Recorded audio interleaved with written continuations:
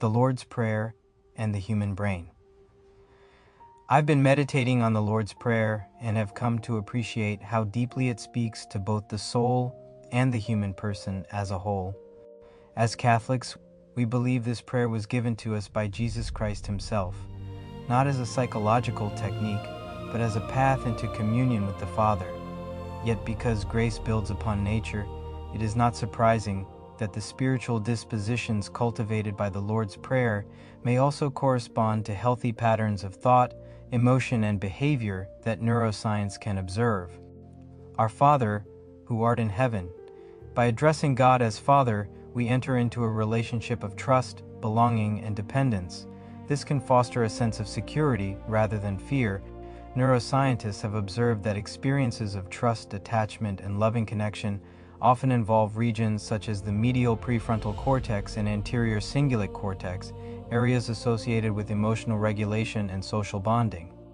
Hallowed be thy name. This petition turns our attention away from ourselves and toward the holiness and majesty of God. Such God-centered focus may help quiet excessive self-referential thinking and rumination.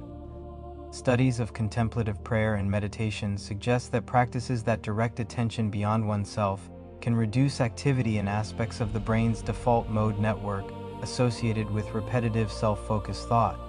Thy kingdom come.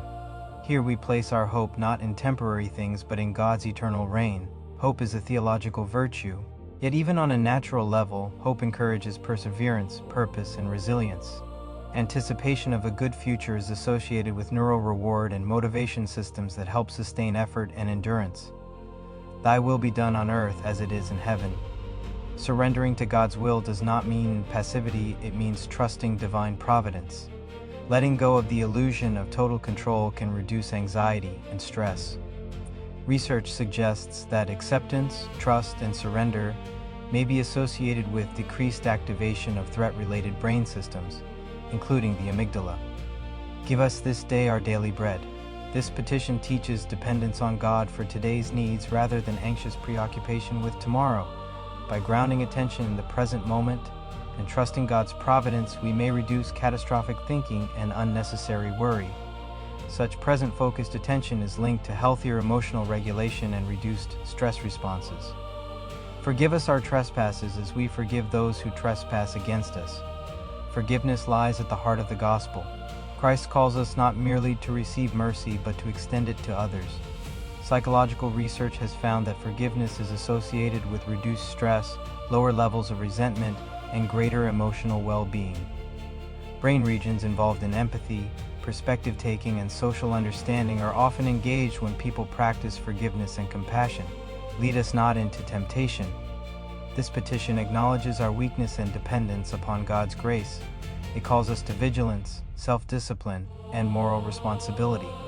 Neuroscience associates self-control and resistance to unhealthy impulses with executive functions of the prefrontal cortex, which help us pause, evaluate choices, and act according to our higher goals. But deliver us from evil. The final petition reminds us that we do not face suffering, temptation, or evil alone. God is our protector and strength. Trusting in His presence can foster courage, perseverance, and hope, qualities associated with greater emotional resilience and psychological well-being. More than brain science. The Lord's Prayer is far more than a tool for mental health. It is a prayer taught by Jesus Christ that forms the soul in faith, hope, charity, humility, forgiveness, trust, and perseverance. While neuroscience may observe some of the natural effects that accompany these dispositions, the deepest transformation of the Lord's Prayer is spiritual. It draws us into communion with God and conforms us to Christ. The Lord's Prayer does not merely change how we think, it helps transform who we become through the grace of God, one petition at a time. Be not solicitous, therefore, saying, What shall we eat, or what shall we drink, or wherewith shall we be clothed? For your Father knoweth that you have need of all these things. Matthew 6:31-32. Be transformed by the renewing of your mind. Romans 12:2. The peace of Christ be upon you.